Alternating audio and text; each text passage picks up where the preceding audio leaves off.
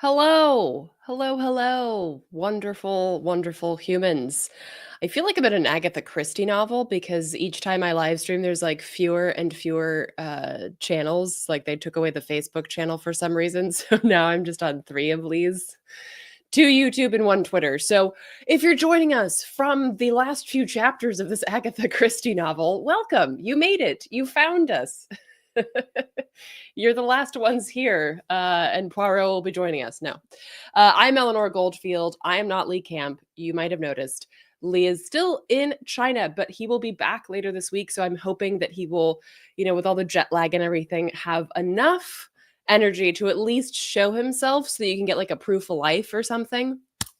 So yeah, click like, share, whatever it is that gets it out there into the world. And we've got a lot. I say we because I'm so used to having Lee. I don't mean like the royal we. I have quite a lot on the docket for today.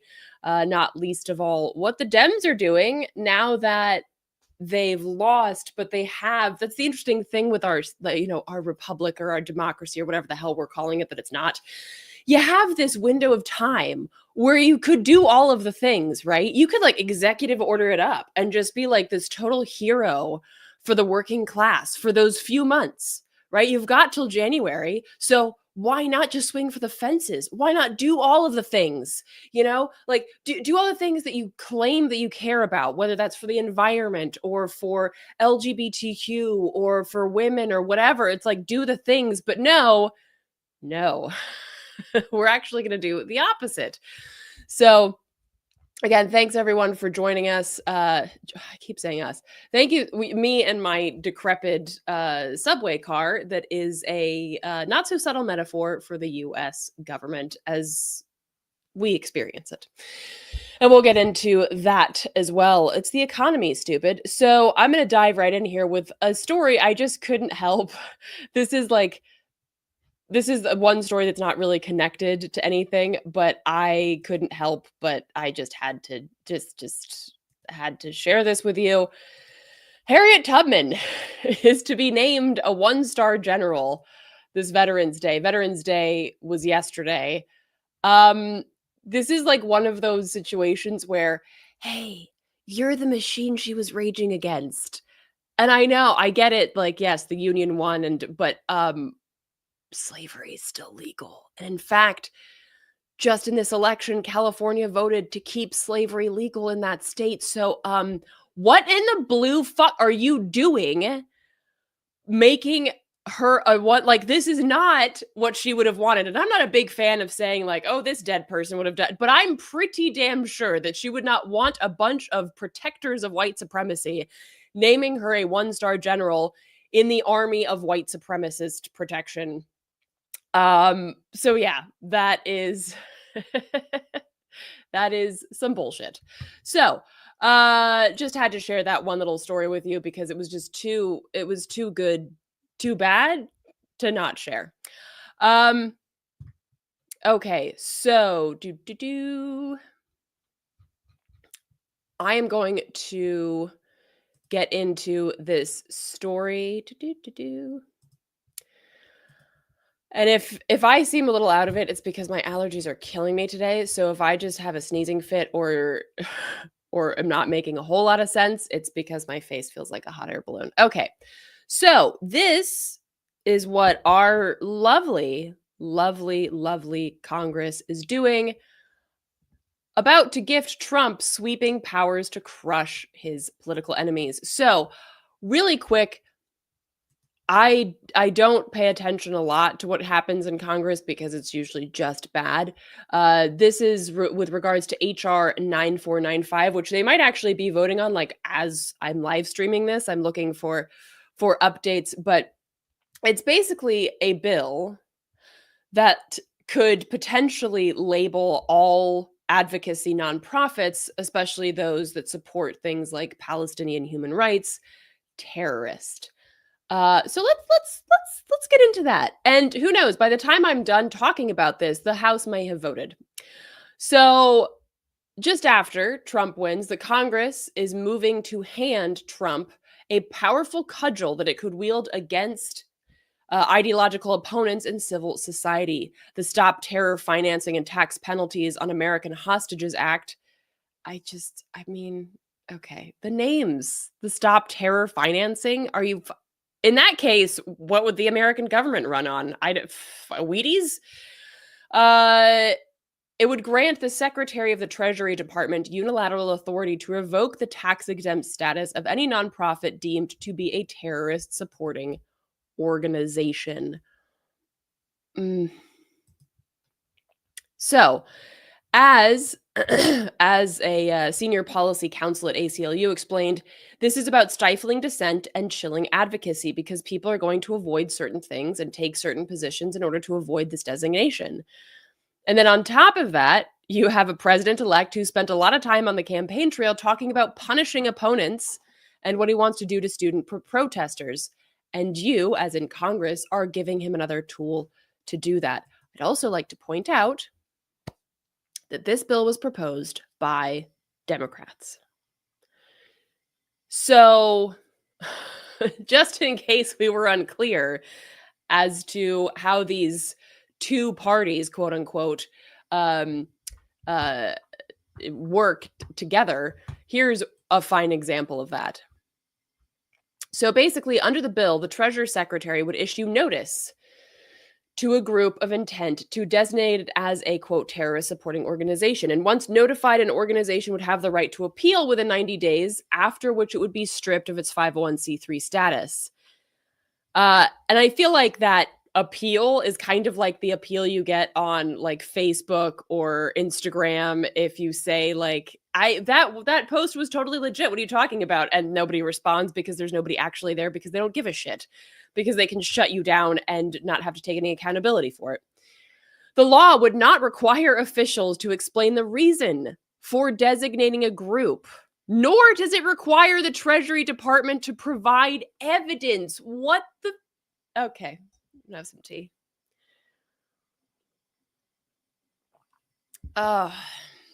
Does not require the Treasury Department to provide evidence.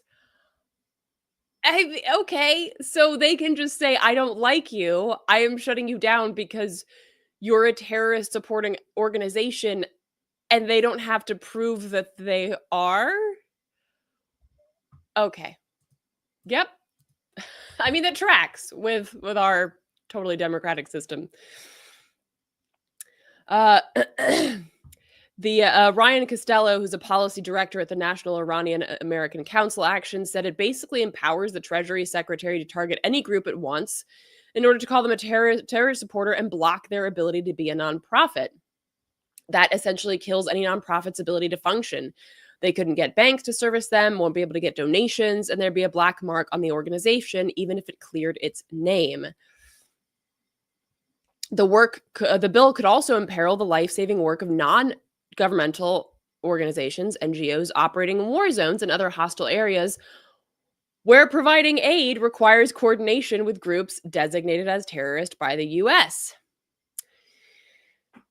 Charitable organizations, especially those who work in settings where designated terrorist groups operate, already undergo strict internal due diligence and risk mitigation procedures. This was a statement that was put out by the Charity and Security Network. As the prohibition on material support to foreign terrorist organizations already exists and is already applicable to U.S. nonprofits, this legislation is redundant and unnecessary. Yeah, but this is what the U.S. does, right? For instance, folks might remember such legislation that made like critical infrastructure, where like if you're blocking or even standing near critical infrastructure, and this could be like an oil pipeline or a fracking pad or something like that, the fines and the prison sentences that you could be facing would be astronomically higher than if you were just trespassing. But trespassing is already illegal. So it's like there was already a law that made that shit illegal, but it wasn't severe enough for these pieces of shit. So they had to add on to it. They had to add another layer of fascistic legislation in order to try and ensure that fewer and fewer people would engage in these kind of actions. That's exactly what this is. It's already illegal to support materially terrorist organizations. So you don't need this bill. It's redundant. What it is it's a totally draconian, totally Orwellian batshit legislation that basically gives people like Trump, but also Democrats, the ability to go after anybody without having to provide any evidence or reason for doing so. Even though, again, it's already illegal to support terrorist organizations. But again, I ask you, then how are we allowed to pay taxes to the US government if it's illegal to support a terrorist organization? Asking for a friend. Okay. Uh, so this bill is currently or about to be voted on in the House. Um, and if the bill proceeds, it will go to the House floor in a quote unquote suspension vote, which is a fast track procedure that limits debate and allows a bill to bypass committees. Ha! America. And move on to the Senate as long as it receives a 2/3 supermajority in favor. Okay. I need some more tea.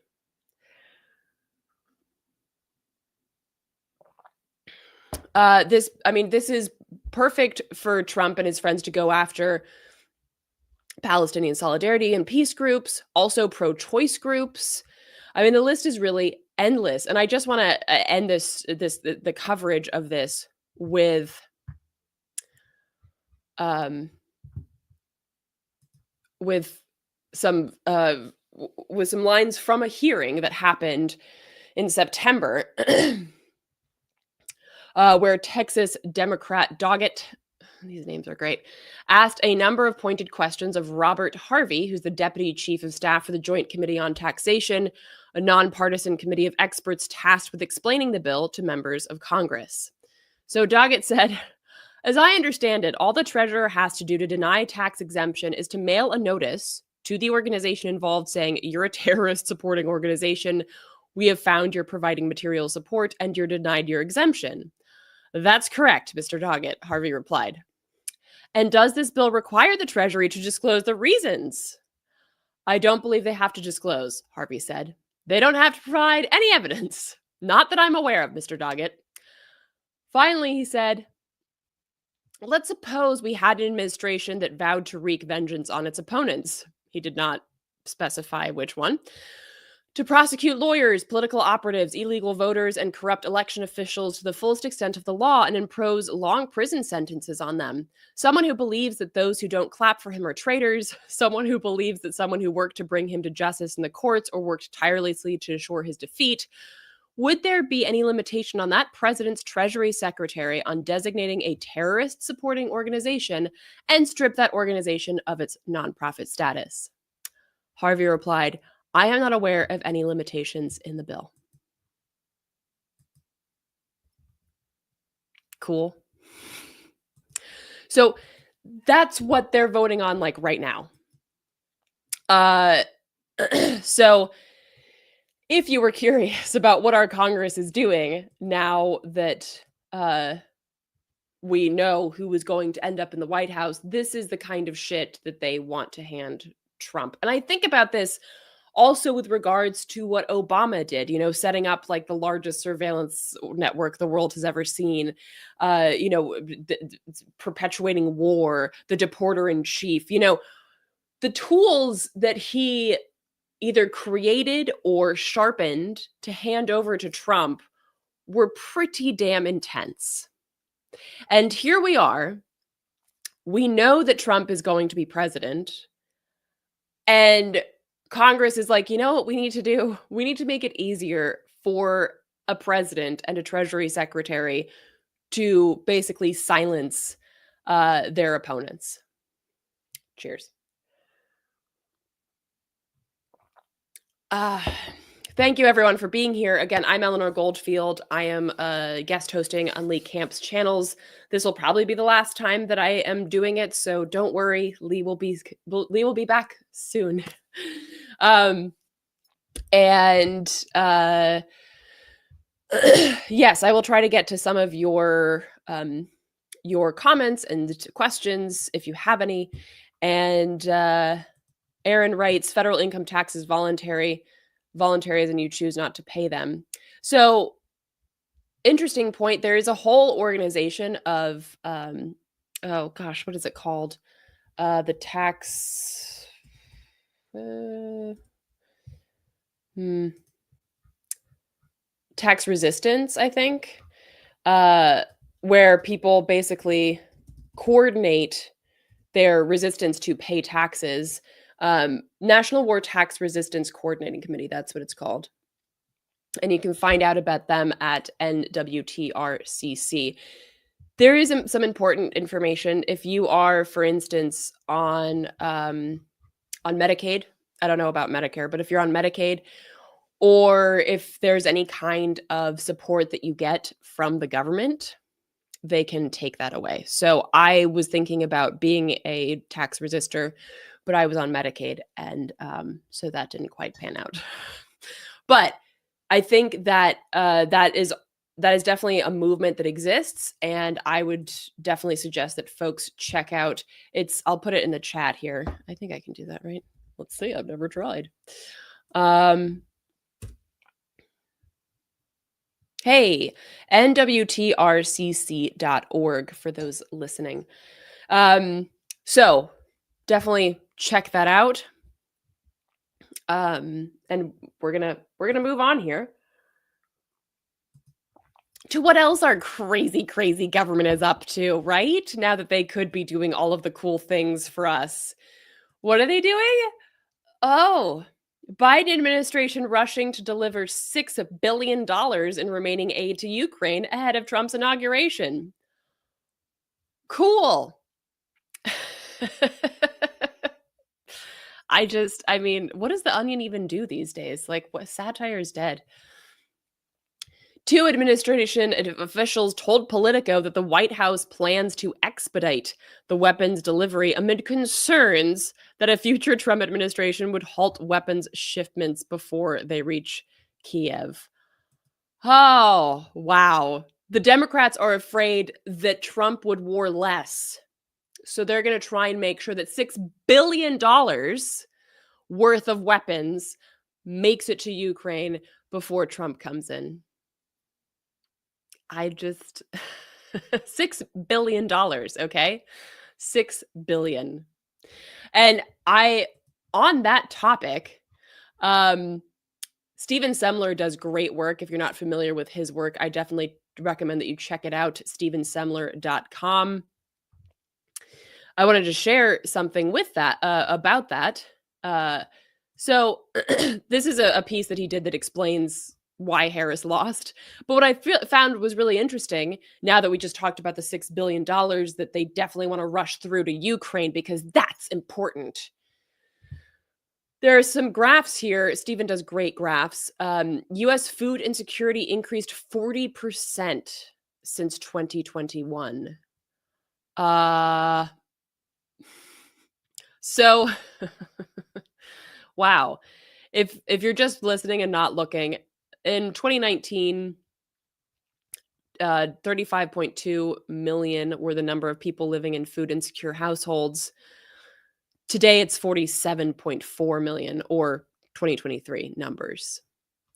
So yeah, really, really glad that their priority is 6 billion to Ukraine when 47.4 million households or 47.4 million people are food insecure, up from 38 the year that Biden was elected. So that's almost 10 million more people. So build back better. Sweet. Poverty in the US increased 67%. 60 there's okay. 67% since 2021. So in 2021, poverty, number of people living below the poverty line was 25.6 million. The poverty line, by the way, is bullshit. If you've ever lived around the poverty line, you know that being above the poverty line is still poor. So the poverty line is bullshit. That being said, it gives people an idea of like how fakaked things are. And this is how fakaked they are. From 2021 to 2023, You went from 25.6 million people living below the poverty line to 42.8 million. Now, riddle me this, friends, Romans, countrymen. Why the shit would people they don't even have to look at this graph, but looking around, why would they vote for the person who has been in office during this extreme rise in poverty? I mean, you wouldn't, right? Robin, thank you. Stephen Slemler's Substack page is called Polygraph. Yes, I definitely recommend that people check that out. Yeah, it's just it's remarkable. And so at a time, and it's like obviously they know these numbers, right? They see these numbers at a time when 42.8 million people are below the poverty line. Biden administration is rushing in their last few months, right? Where they've got nothing to lose because they're already out. Their priority is $6 billion to Ukraine. And this is why, like, people wonder why I shit on the Democrats so much. This graph, this is why. Because they are supposed to be the party of joy. How much joy should I feel in looking at this, you sick? It is an insult on a deeply twisted psychological level that you dare suggest that people be joyful when this is what you're doing to them. You are kicking the shit out of people and demanding that they not only be joyful about it, but that they ask for more. Yes, 4 more years, please keep kicking the shit out of me. I mean, just wow. And in that same what's it called? In that same vein, Stephen has another set of graphs that show really like the difference in the economy between like what we're told the economy is when it's the opposite for the majority of people. So like something like 93% of the stock market is owned by 10% of the population. Joshua, thank you. Says y'all should interview Jerry White and Joe Kishore. I don't think we do interviews on this show, but thank you or I guess Lee does. But thank you for the donation. Carl says more people will be below the poverty line after 2025. Yeah, I mean, and here's the thing. It continues on a trend, right? And there's some fluctuation, but overall things keep getting shittier, regardless of whether you have the blue dumpster fire or the red dumpster fire. The only difference is the blue dumpster fire tells us that it cares. Jay Blue, thank you so much for the donation. King Master Lord says we don't need a stock market. We'd be a lot better if we didn't have a stock market. The stock market is just a giant Ponzi scheme. And I know that Lee has talked about this before, but the stock market is not an indicator of how things are going for us. They are an indicator of how things are going for the people who own 93% of it. Again, 10% of the like the richest assholes. So we have nothing to say about how the official economy is going in this country. In fact, when the stock market's doing well, we're probably not. So, as Stephen points out, the national economy has improved since 2020. But just like the graphs I just showed you, more people are hungry, more people are below the poverty line. So how does that make sense? It doesn't. It's not supposed to. The economy, the official economy, is a facade. It's a smokescreen. It has nothing to do with our lived experiences.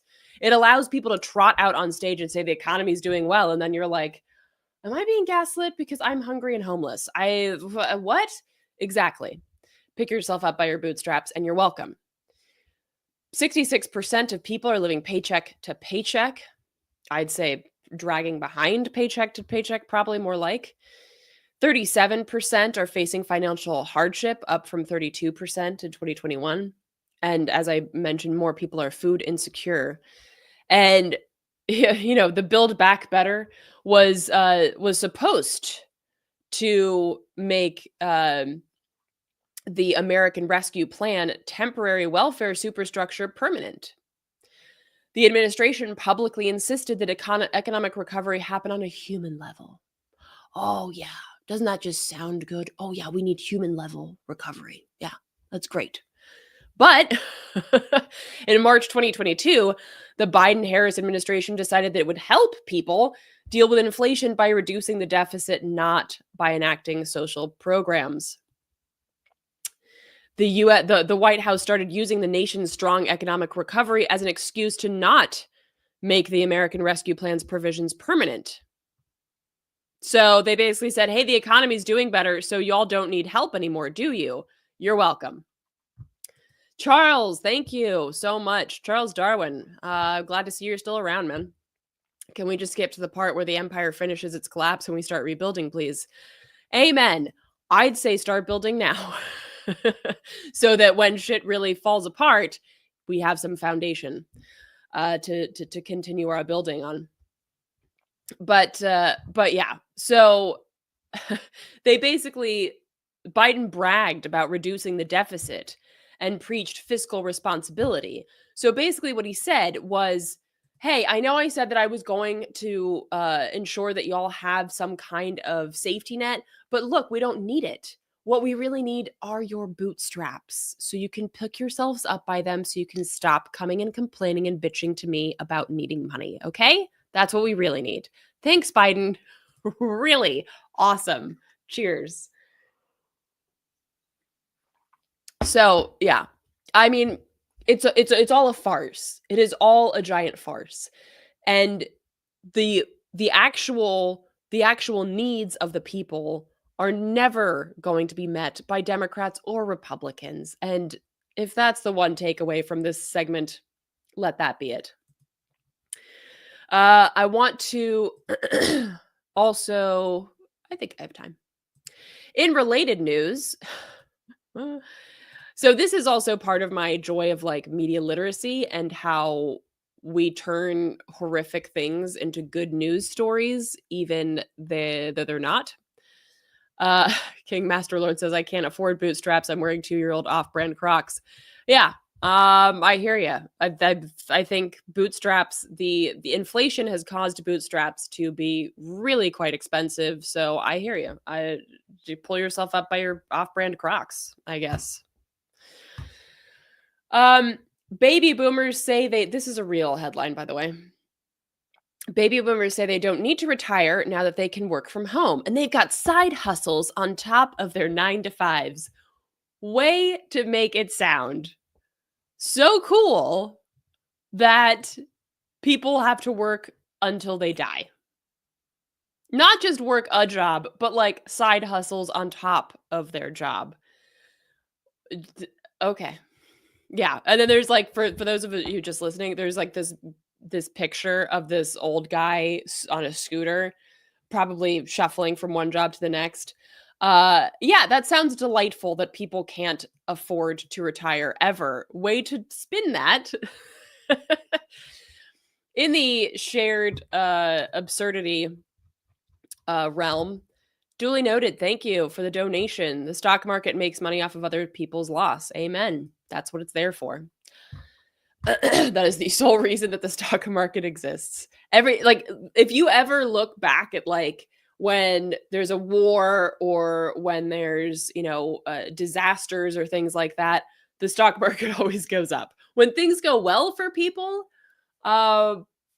they fall apart. The stock market takes a nosedive. Like when the Iran nuclear deal was signed, the stock market tanked. So when things are going well for humanity, the stock market takes a nosedive.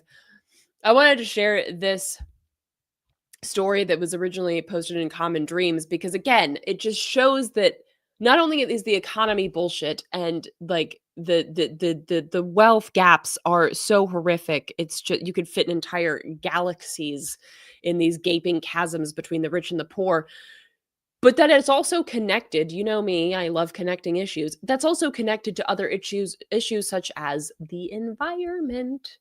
So this article says billionaires spew more CO2 pollution in 90 minutes than the average person In a lifetime. I just oh. In a lifetime. This is one of those where I'm like, I don't think my brain actually can, like, wrap itself around what the like, really? So, Carbon Inequality Kills, which is Oxfam's first of its kind study tracking planet heating emissions from the pricey transportation and polluting investments of the world's 50 richest people, was a project that was released ahead of COP29 that basically shows that the on average, 23 billionaires each took 184 flights, spending 425 hours in the air over a 12-month period. That's equivalent to each of them circumnavigating the globe 10 times. On average, the private jets of these 23 super rich individuals emitted more than 2,000 tons of carbon a year. That's equivalent to 300 years worth of emissions for the average person in the world, or over 2,000 years worth for someone in the global poorest 50%. Holy There's not enough tea for this conversation.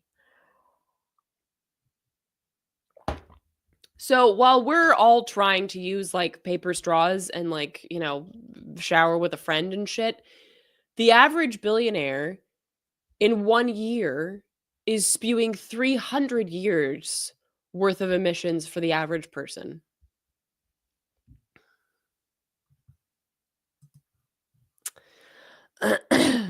And some people, like Elon Musk, that unbelievable penis wrinkle, owns at least 2 private jets, which together produce more than 5,000 tons of CO2 per year.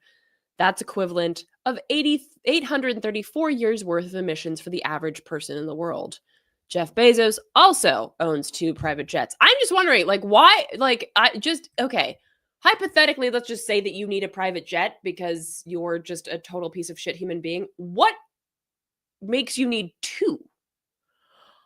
I like you take one to a place that you are at, and then you take it to another. Like, I'm struggling to figure out why you need the 2. Oh, is it just like for your mistress, or like for the family that no one's supposed to know about? I'm not quite following. Uh No True Flags here says good to have a backup. I mean, I guess. I have like backup socks, that I keep like in my bag, like if something happens. But a backup jet is just like a little. I got like backup pants for my toddler, like if he pisses himself or something. A backup jet, that's like yeah, you know, that's a lot. That's a lot. And again, so like while we're at each other's throats because oh my gosh, I saw you use a plastic cup. These pieces of shit are like literally fast tracking us to global suicide while we're at each other's throats for the plastic cup. So that also to me highlights how important it is to not be at each other's throats, but to be at their throats, preferably with a guillotine. And of course, I meant that in a in a figurative sense. In totally related news, fire crews on both U.S. coasts battle wildfires. So yeah, uh, fire crews are battling wildfires across the Northeast U.S. and including a blaze in New York and New Jersey. And at the same time, much larger wildfires are raging in California. Who would have guessed that? So, yeah, this whole like our nation is literally and figuratively on fire. Again, while the economy is doing really well and the rich have backup planes. So, just want, this is the State of the Union.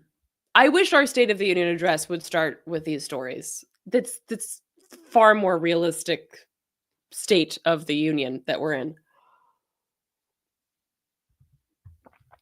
Uh, Beatrix says it isn't any wonder depression levels are so high. Absolutely, and a lot of that has to do also with the extreme isolation that that people face in the United States, whether that be just because they're told that it's their fault that they're poor, or their communities have been torn apart by industry coming and going. There's so many reasons for it, but there is a severe lack of community in the United States, which is why it's so important that we work on that. I wanted to get into some Israel, you know, because it's genocide still. Yeah. And again, with regards to the economy, Peter Phillips over at Project Censored just released a really I'd say damning, but that suggests that something will happen to these companies. um, a report that's kind of based on the same research and methodology of his book called Titans of Capital, where he looks at the 10 largest capital management companies and their business with the Israeli military. And I think that this is an important thing to note too, because I think people sometimes feel that the US is just supporting Israel because we love Israel, or that, the US government just thinks that they're just doing a great job. The US doesn't love anybody. Empire is incapable of love. I think I've said that before. They cannot love a nation or a people, including their own. No, this is all about money and power. Israel is a stepping stone for the United States in that region, and Israel is a cash cow. And this is what Peter is showing here. For instance, Boeing, the world's fifth largest weapons manufacturer, which they've, F-15 and Apache helicopters, which have been used extensively in Gaza. This is basically the investors. So what he's showing here is that the top 10 global capital investment companies are very much tied to Israel through a variety of companies such as Boeing.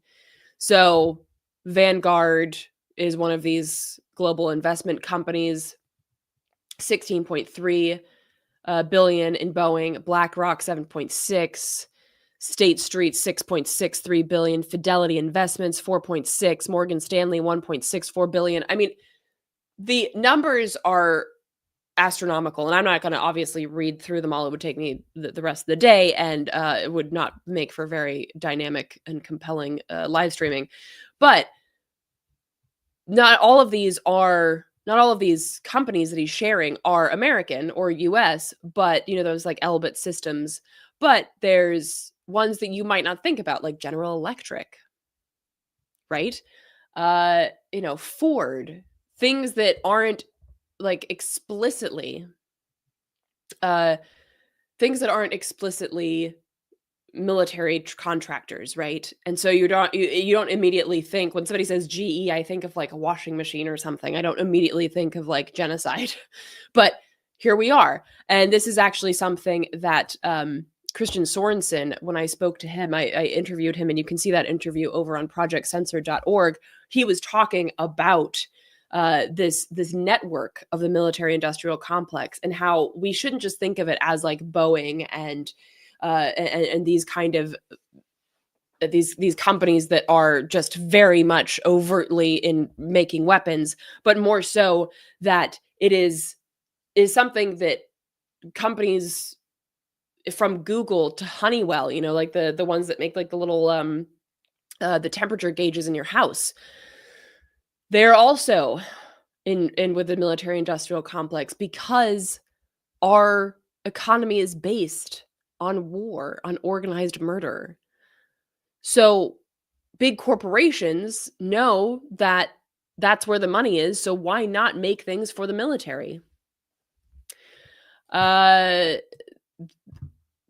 a smattering of letters says Mussolini said fascism would be more accurately summarized as corporatism. Absolutely. He did say that. And that's the US. And Christian Sorensen, in my interview with him, says that as well. That's basically, I mean, we shouldn't talk about the US becoming fascist. The US is fascist by that classic description. So again, this is Peter Phillips writing over at Project Censored. If you want to check that out, it's called Israel's Genocide, War Profiteers, and the Titans of Capital.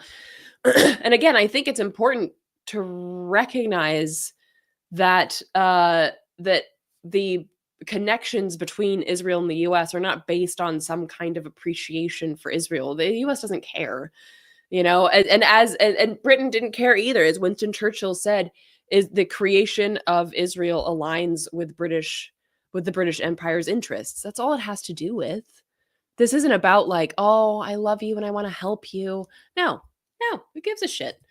So the ties between the US and Israel go very deep into our economy, that thing that only benefits the rich. So in order to break those ties, we have to really look at the economical side of things, right? We have to look at the economy and how that pushes this relationship further. So, and I don't know if anybody remembers this because it was a full 30 days ago, but remember way back when the Biden-Harris administration said, hey, if Israel does not start letting humanitarian aid into Gaza within 30 days, we're going to do something about it. Remember when they said that? Yeah, so do I. And I'm actually going to go to this story instead. If you hear that cat, I'm not in here murdering the cat. It's just the cat is having some emotions, like we all are,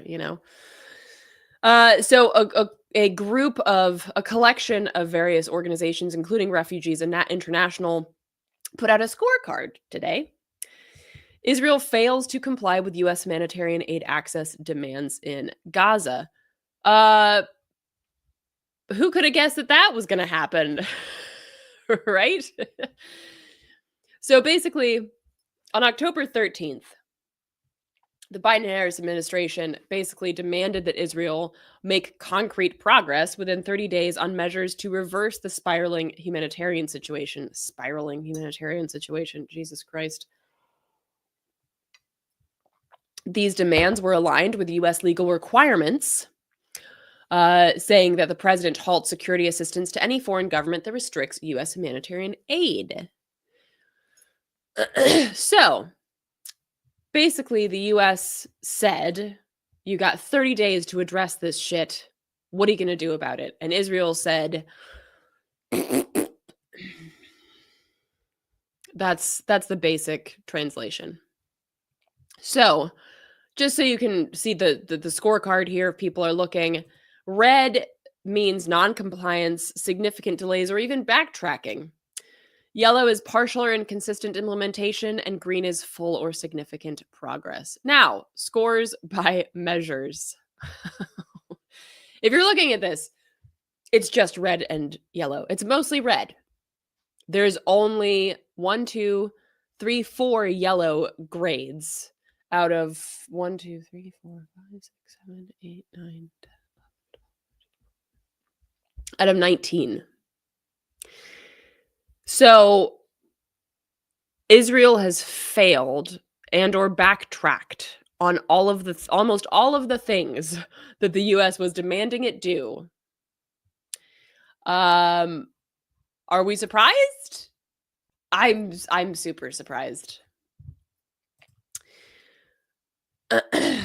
So, Israel was supposed to allow a minimum of 350 trucks per day into Gaza. They have averaged 42 trucks a day. On some days, as few as 6 trucks have entered all available border crossings. Prior to October 2023, an average of 500 trucks entered Gaza each working day, more than 9 times the current volume. The Biden administration's target of 350 trucks per day already fails to represent the assessed level of aid needed to respond at scale. So the demand by the Biden administration was already low. And Israel's response was like, how about 42? So, and the report goes on to basically just say that it's a complete and utter disaster. It is a continuation, a ramping up of genocide and ethnic cleansing, instituting adequate humanitarian pauses across Gaza as necessary to enable humanitarian activities. Red score. Now, no shit, because during this 30-day period, Israel continued to bomb hospitals and bombed places where they were giving people polio vaccines. They were targeting healthcare professionals, murdering them. So I wouldn't call that humanitarian pause. I also hate the verbiage humanitarian pause because a pause in a genocide is not humanitarian. It's grotesque. An end to genocide is humanitarian. Nothing less than that can be called humanity. So again, you can check this out. It's on Refugees International on their page, but it basically shows that they've given a score for all of the things that Israel was supposed to do in this 30-day period. Have they done it? Because I feel like no. And what I find interesting too is that Stephen Semler in his post about it, and you can see here, Stephen did another good graph where he shows the administration requirement up here, and this is currently where we're at all the way down here in November of 2024. And basically what Stephen suggests will happen next: the White House will acknowledge this week that Israel failed to meet its demand, but will not cut off military aid. Instead, the administration will grant Israel an extension, perhaps using the firing of Israeli Defense Minister Yoav Gallant as an excuse, or claim that Israel showed improvement by some arbitrary or imaginary metric. This prediction is grounded in the following reason. If the Biden administration was truly interested in enforcing the law, specifically Section 6201 of the Foreign Assistance Act, which is clear about prohibiting military assistance to countries that obstruct U.S. humanitarian aid, it wouldn't have given Israel a 30-day grace period to begin with. Boom. Thank you. If you are in an abusive relationship, or if your loved one is, do you go to the abuser and say, look, I'm going to give you 30 days to stop trying to kill me or my loved one? No, you're like, stop. We're stopping. This is over, you sick bastard. And that's exactly. Oh, these fucking allergies are killing me. Hold on. Excuse me. Sorry, you had to see that. Dude. Allergies are another thing that's a lot worse because of climate change, by the way.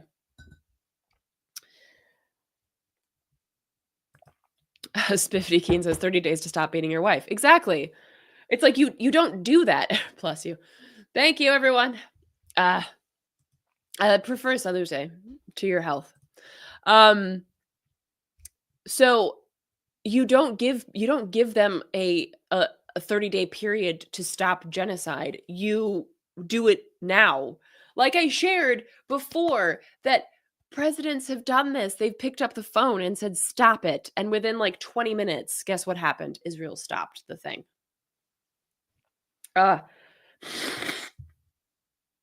Your allergies are bad too. Thank you, Truth to Tweet. That makes me feel a lot better. Solidarity. So yeah, this is all bullshit, and I believe that Stephen is correct. I have not seen an official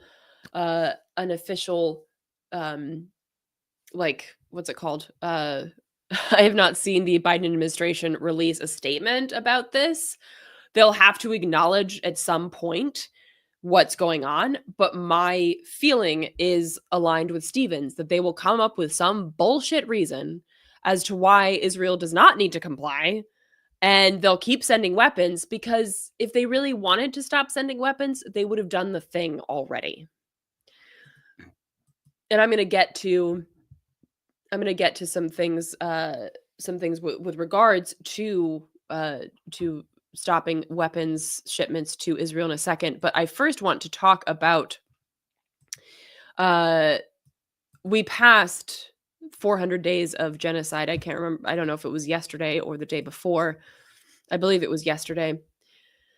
And on November 9th, the Palestinian government media office published an update on key figures that give us an idea of genocide in Gaza after 400 days. These figures, all of which are expected to be undercounts of the true figures, have increased even since yesterday. So these are November 9th numbers. These numbers are higher. And if you didn't catch my interview with Khalil Khalidi about how they mark these numbers, thank you, Nadia, for the donation. Nadia writes, Palestine is the laboratory for the technology of repression to be deployed domestically within the U.S. versus localities non-compliant with theocracy. Yeah, absolutely. I like to say that imperialism is a home game. So anything that they do over there always comes back to bite us in the ass if it hasn't already, through things like, the deadly exchange, which is where Israeli forces teach American cops how to be more brutal. So if you didn't catch that interview, basically Dr. Khalidi talks about how the numbers that are actually like the official numbers that the Palestinian government office puts out are people that have been identified as dead. So this does not include people that are still trapped under the rubble that are dead. This does not include unidentified people who have died, which is a lot, because if you have no one around to identify you, your name is not added to the list of dead.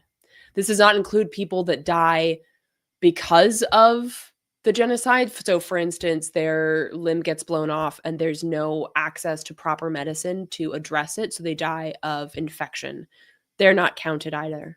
So these counts are way low, way, way, way low, by like the tens of thousands.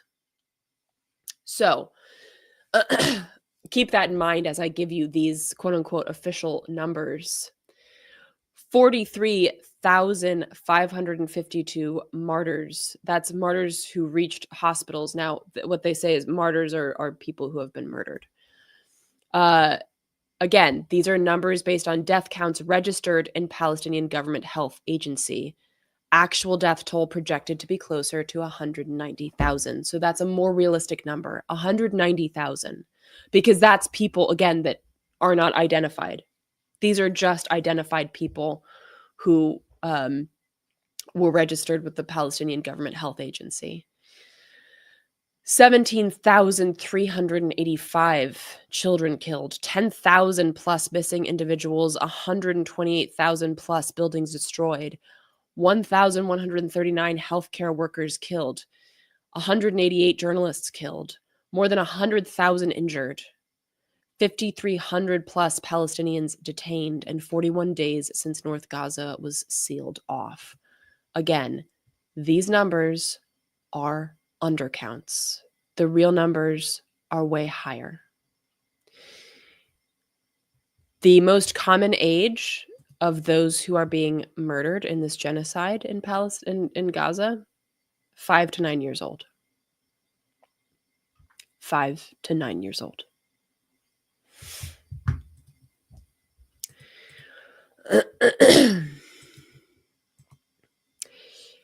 So with that, I want to take, in the last few minutes here, I want to let folks know that there is I wanted to share this.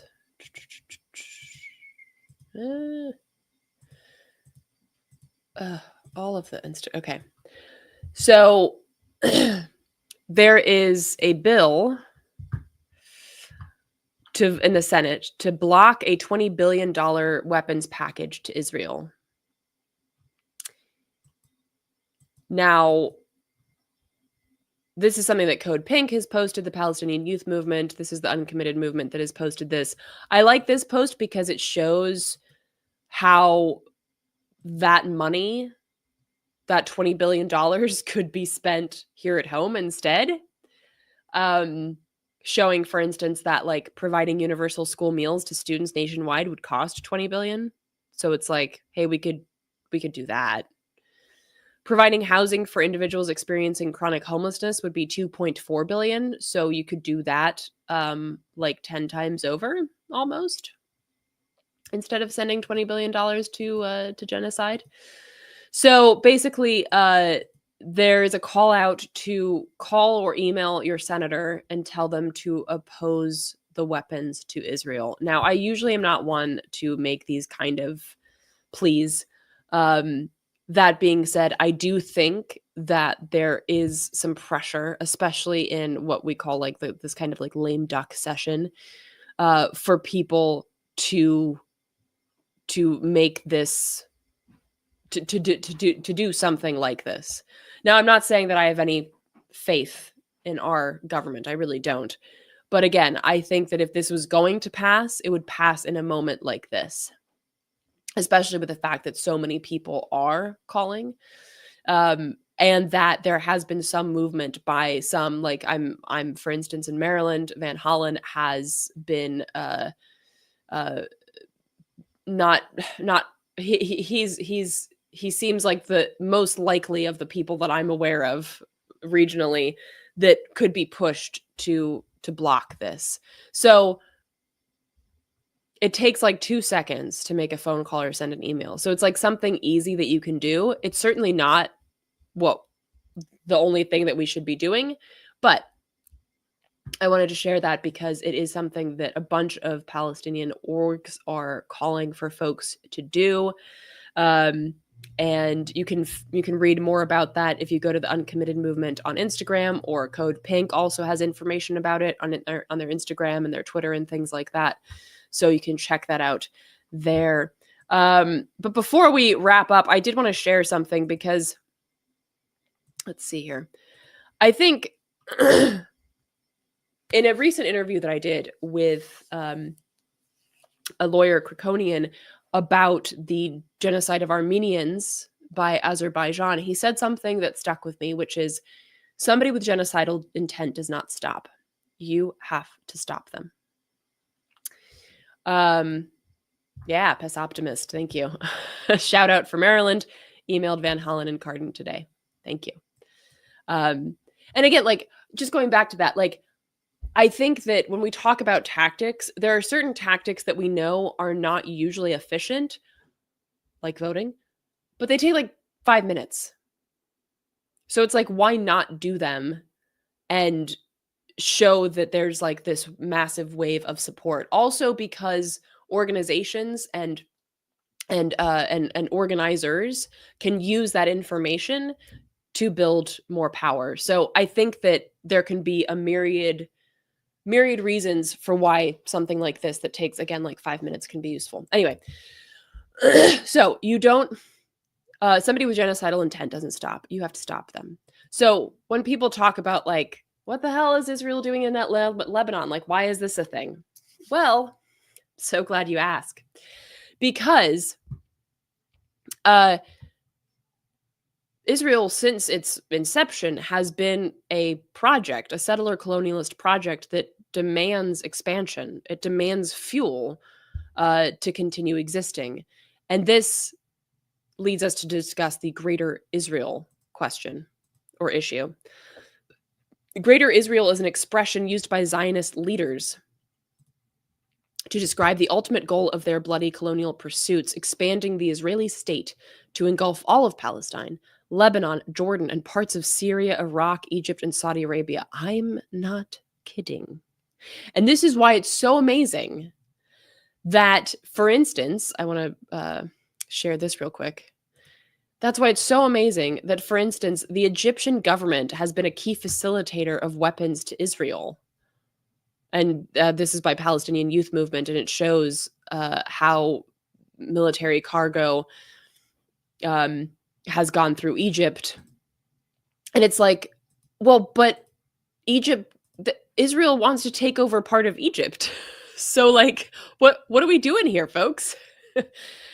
uh, and you can see there's on this in this image, this is a IOF, an Israeli soldier's uniform that shows a map of Greater Israel on the sleeve of this soldier. This picture was taken in June. I mean, like, literally that would just it's like if all the Nazis had, the picture of like all of Europe on their, and it just said like Lebensraum like on their little shoulder, like, hey, here's our plan. It's like they're not hiding anything. It's like it's like they're not trying to be cute or like on the down low about it. They are straight up. And at the same time, people are like, well, they have a right to defend themselves from other people's sovereign land. What am I missing here? Like, it's an expansionist genocidal project. And of course, what we see happening in Lebanon is part of that. It's not the first time that Israel has attempted to get into Lebanon. In 1982, Israel occupied Lebanon's south through a brutal and illegal invasion. This occupation ended in 2000 when Hezbollah operations intensified and led to Israel's defeat and withdrawal. So this is something that Israel has been doing. Again, nothing started last year. Nothing No True Flags wonder if so I can say Lebensraum on YouTube. I don't know. I guess we'll find out. Like, are people still hearing me? Living room? Can I say that? Okay. Yeah, we gotta self-censor here. So there's a common misconception that Israel's expansionist behavior only comes from ultra-nationalist settlers. Israeli leaders from across the political spectrum continually enact policy and direct military orders aimed at illegally seizing Arab land. Again, in places that are helping Israel perpetuate genocide, which is what makes it so bananas. Like, Egypt is helping Israel do this, and yet Israel's like, cool, thanks. We'll come for you later. Yep. You're on our list. And again, like, they're not hiding it. They're not hiding it. They are so out in the open about it. And they call it part of Greater Israel. And the whole world, or the whole world's governments, are just like, yep, I mean, that's fair. That feels legit to me. What in the shit? Duly noted. Thank you for the donation. Writes, the Zionists aren't hiding anything, but the mainstream media are bending over backwards trying to hide it all. Absolutely. Yeah, the whole spiel is always that they're defending themselves or they need this, as Biden once famously said, if Israel didn't exist, we'd have to invent it. And again, not because he loves Jews or, anything like that. He actually said that Jews need Israel to feel safe. And I was like, because they shouldn't feel safe in the US? What? So no, it's not that. It's because Israel is a foothold for US empire and a great cash cow for the US economy, which, as we discussed, is not the economy of, for, and by the people. So yeah, it is absolutely, it's fakakt from front to back, and something that should be brought up every time people talk about, oh, well, Israel's defending itself or is whatever. It's like, no. You cannot expand into other people's territory and call it self-defense unless you're Hitler or Netanyahu. So there we go. I don't know if I can say Hitler on YouTube either, but there you go. I guess I'm at the end of my live stream anyway, so I'll just try and swing for the fences. I'll do what the Democrats are not doing and just call it like it is, call a spade a spade. And there were some other stories that I wanted to get to. Now that we were talking about Lebensraum, I just want to share this one before I sign off here today. The German resolution to strip citizenship over Israel criticism. I mean, fascists are going to fash. The new resolution in Germany seeks to classify criticism of Israel's anti-Semitism and penalize offenders. If folks aren't aware, Germany has such rules as like you're not allowed to display a swastika publicly. So they're putting this on the same level as that. Uh, in most severe cases, they would revoke citizenship. I feel like, does anybody else remember in Germany's history where they revoked somebody's citizenship based on their identity? I'm struggling to like remember what that was called, but I feel like it wasn't that long. Like within the last 100 years, some shit went down about that, right? So now we're revoking citizenship based on somebody's political affiliation. That feels legit. Sure. Okay. It also seeks to enable bans on pro-Palestine organizations, suppress art and culture, because you got to do that, right? I mean, that was a big part of the Third Reich, was making sure that all of the art was propaganda art. You know, all those blue-eyed, blonde people looking strong and happy. That, you know, that is the purpose of art in Germany. Sanction schools and universities with possible expulsion for critical students. The official resolution text emphasizes the need to crack down on left-wing anti-imperialism and adopts the far-right rhetoric of imported anti-Semitism. You know, it's almost like they didn't learn anything. This resolution was drafted behind closed doors in small circles. That also sounds totally fair, you know? Like, just do it in hiding because you're super proud of what you're doing, so you feel comfortable sharing it with everyone. Yeah. So, again, something worth noting here is that Jews critical of Israel are equally endangered by the new resolution, and I have a couple of Jewish friends in Germany who have been attacked by cops because they're wearing keffiyehs or they're at pro-Palestinian protests, and they're like, wow, this feels really deja vu-y and echoey of the past.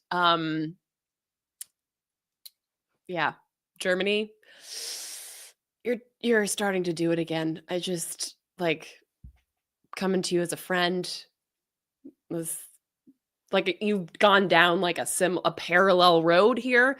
This one's leading to the same place. So, yeah, I mean, those who do not learn from their history are doomed to repeat it, right? And here we are. So, on that note, I will leave y'all for this episode. Thanks so much for hanging out with me.